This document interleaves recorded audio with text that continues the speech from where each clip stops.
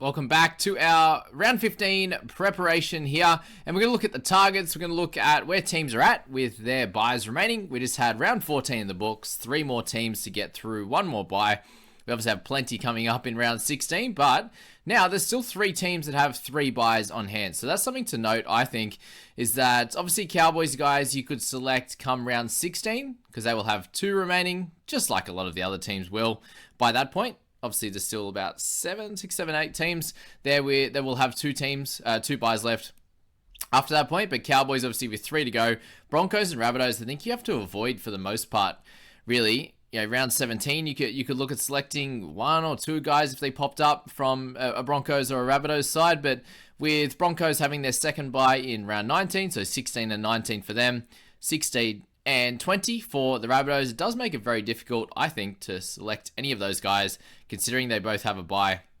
Round 25, round 26, and then the Eels have their last bye in round 27. So Eels are through 1 now. They now have a terrific stretch, round 15, 16, 17, 19, and 20. So they missed their standalone one. If you have 2 or 3 Eels, then I think that's going to be completely fine. There's obviously a bunch of those options. The Brown situation, not ideal at all, but between Hopgood, Moses, Greg, there's a lot of different guys here that are going to do a job, and I think Widemu becomes a very interesting mid option that no one has really been speaking about coming into this week or reviewing last week. And I definitely want to focus on him a little bit, obviously with the video with Scoop tomorrow as well.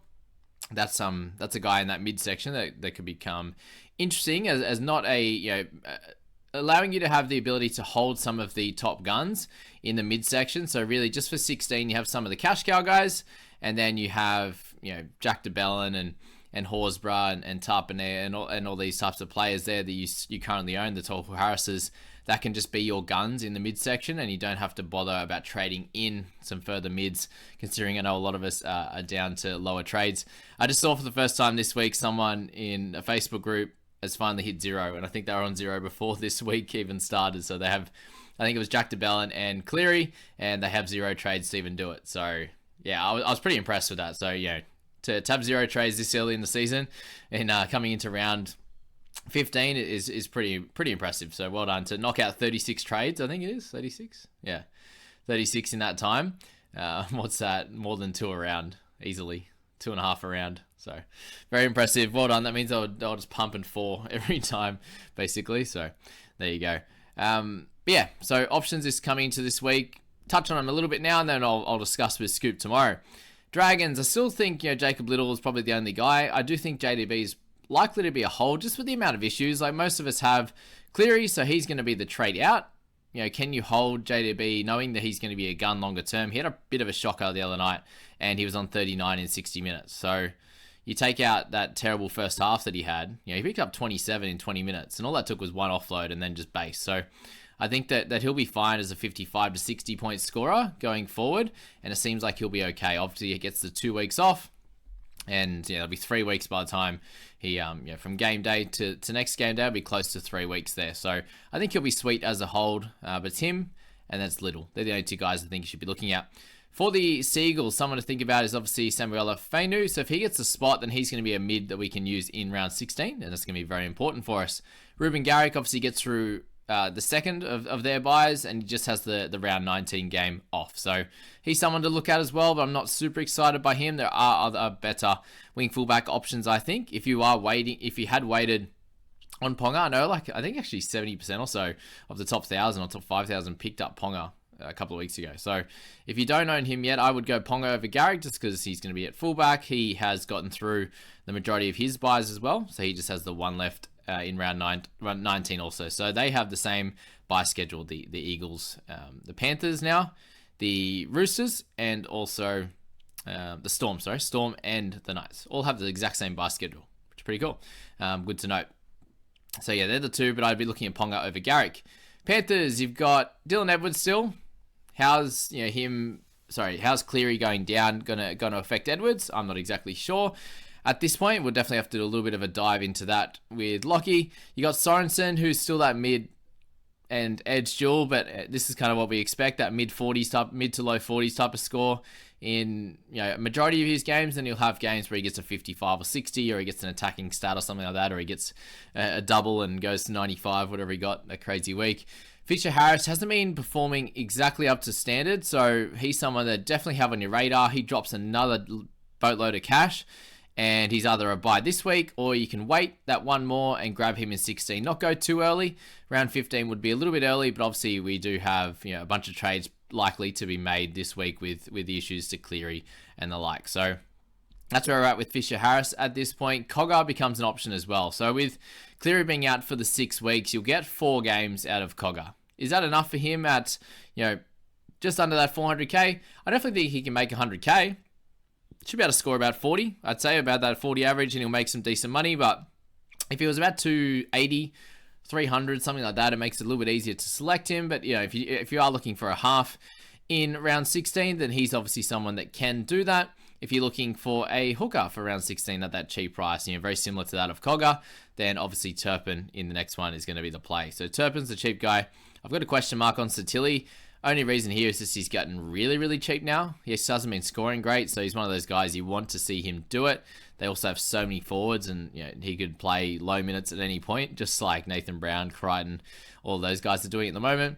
Joey Manu, I'm a little bit concerned that he's actually going to get named at centre this week. I feel like they just need to make some changes with Suoli'i taking his early plea, taking the 3 weeks. I think Manu has a great chance of playing in the centres with Corey Allen moving back to the wing, and that would allow Drew Hutchison to come into 7 and play that 6 there and play that role with Luke Keary. So that's the worry. So Manu, if he is named in the centres, I wouldn't go rush into buying him, but hopefully he can get a try or do something great in that one against the Panthers. Makes it very tough. But no Cleary, it does change the game a little bit there for sure.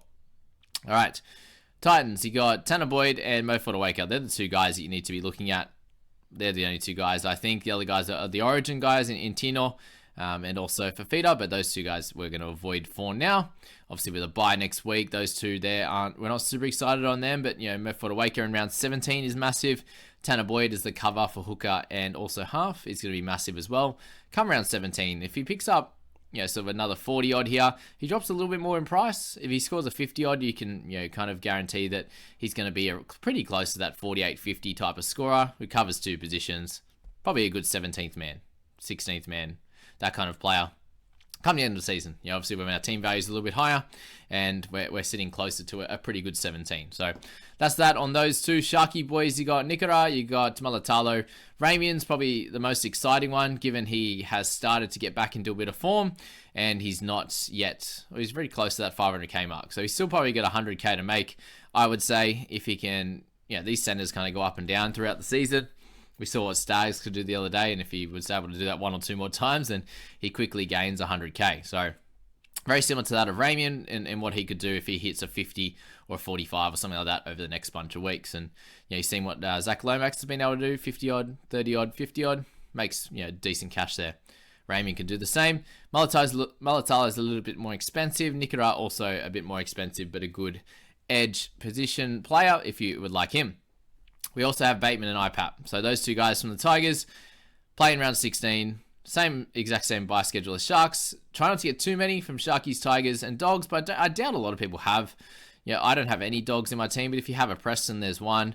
Just say you have Buller, 2, and then you pick an IPAP or a Bateman, there's 3. That's probably the max you'd want. 3 or 4. You can obviously cop 4, but that means you have to have a pretty solid squad around those guys, so you don't want to be having any red dots or anything like that, otherwise you're going to have to trade 1 or 2 or 3 times in round 17 to get the right spot there. If you're holding on to Nico Hines through that time, then there's another one. So just something to note, guys. If you're holding on to Wilton, he's someone that is scoring solidly as well. Picked up a 50 on the weekend. He's priced under that, so someone to think about as well for the Shuggies. But that's really it on the Tigers. Bateman, IPAP, Staffatoa, solid score, dual position. Can't go too wrong there, but he's pretty expensive now, up at that 600k mark. Clem, I still haven't seen enough from him. The minutes aren't there, so until he gets a bit cheaper again, I wouldn't be looking at him unless there's an injury to another one of their middle forwards and he goes up a bit. Raiders there, Tap, Horse.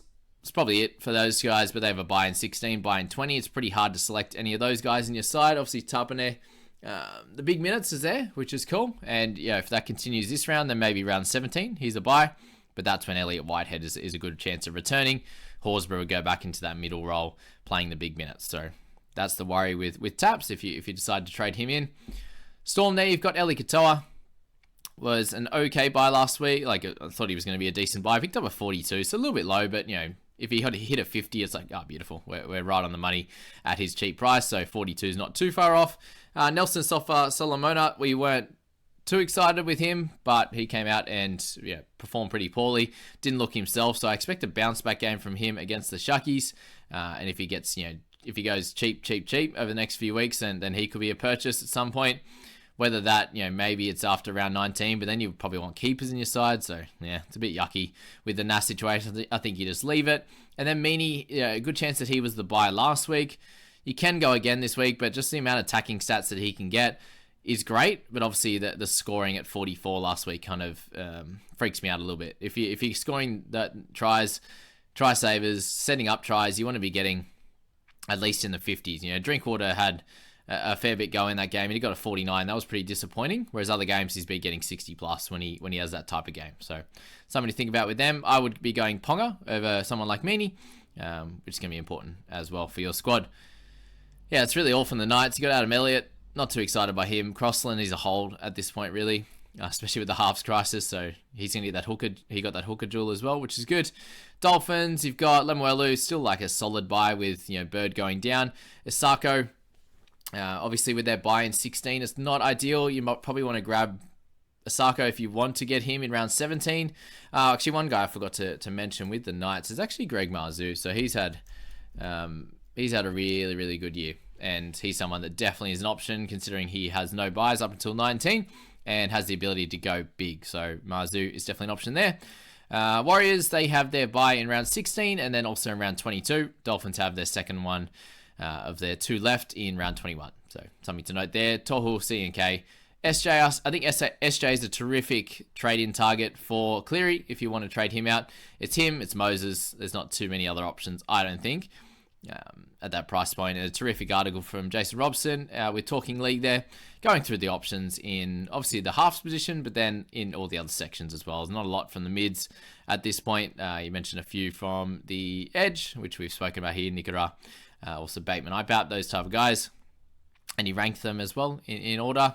But yeah, not a lot else. In wing fullback, you go to Edwards and stuff, but you can go to Osaka, you go to Marzu.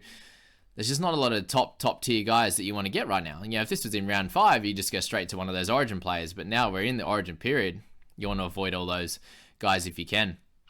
Bulldogs there, Preston, Edwards, Ockenbaugh, half a buy. I think last week was a week to grab him if you wanted to, but he did look pretty solid, and I think he can play better than what he did on the weekend. He didn't, he let error, had a penalty, not really much going on for him attacking wise either. So 36 with the low game means that I think that's close to his floor in 80 minutes. Olapu, still solid, guys, a little bit over 300k. Will do a job for sure. Still making money. He's got a while to go. If he keeps hitting, that low 30s mark, he at least has 100 or so thousand to make. Yeah, about 130, 140.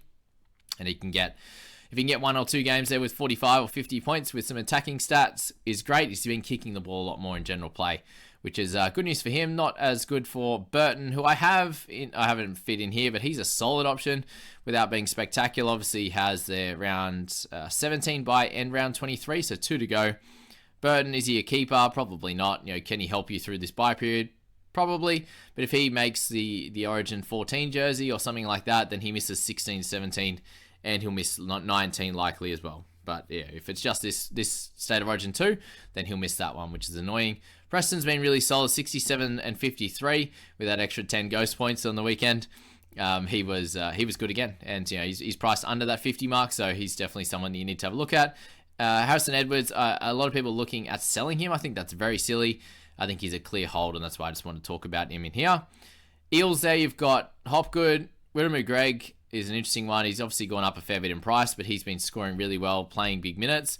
The only things to really look at, his big boys, Regan Campbell-Gillard to return, Madison to potentially return in 16 or 17, something like that. Now, I'd say likely it'll be around 17 return with the soft tissue injury like this. But then they have their buy in 18, so get one under his belt maybe. and then getting into that bye. So if you got Greg in that point, at least a 3-week play until their round 18 bye, but likely you hold him through that into the round 19 one, which I think is going to be fairly tough as well, with a lot of, obviously all the bye planning that we do now. Round 19, a lot of us might have either one trade coming into 19, two max. A lot of people will be at 0. I know a lot of people in the top 100 are sitting with like 3 to 5 trades right now, which means they're going to use a bunch this week and likely a couple this week, couple in 16. That might be the end of them. So round 19, I think, is going to be tough. So if you've got guys that cover a few of those rounds, that's going to be very helpful. Even if you hurt yourself a tiny bit for round 18, but gain a lot in 19, that's where these Eels guys are going to be important. And Moses is going to be probably the highest traded in guy this week, him and SJ. But SJ's already owned by a lot of people, whereas Moses is a little bit more of a pod. And a little bit of a thankfulness if you own him already, compared to us having to trade him in. Owning him over Brown would be nice right now. But Brownie scored so well, at least he didn't. Wasn't a get injured a minute into the game and get one. There's always worse things. Obviously, what he's potentially done is a lot worse. That's for sure. Cowboys there, Drinky, Robson, and kind of mentioned them. They're the only 2 real guys I'd be looking at in the Cows at the moment. Lukey, not excited about buying him. Lucy Lua, Nanai, none of those guys we're excited about. And then Broncos and Rabbitohs is NA, not applicable, because we're not looking at any of them with 3 buys remaining. So, Cowboys guys as well. You could hold Lukey. Drinky, Robson, you're definitely holding. That's probably where we're at for this video. Short and sharp, guys. Just get all the options out there. Get you thinking. I know a lot of people sending me their early trades, like as soon as the round's finished, as soon as lockout is, it's over. People are sending me their trades. Guys, just please wait until after team list. I think a lot will change with that. A lot of people asking about Dylan Brown as well. We don't know what's happening yet. I think there's a trial or something's going on Wednesday to determine what's going on. We'll also see in team lists if the Eels name him or not. If they don't even name him, then he's obviously going to be a bit of a sell. But we'll obviously wait until what happens on Wednesday as well in their the court case or whatever's happening. I can't remember. I read it, but I can't remember what's happening on Wednesday. We'll go through that and have a bit of a chat about that then. But I hope this helped, guys, and we'll catch you in the next one.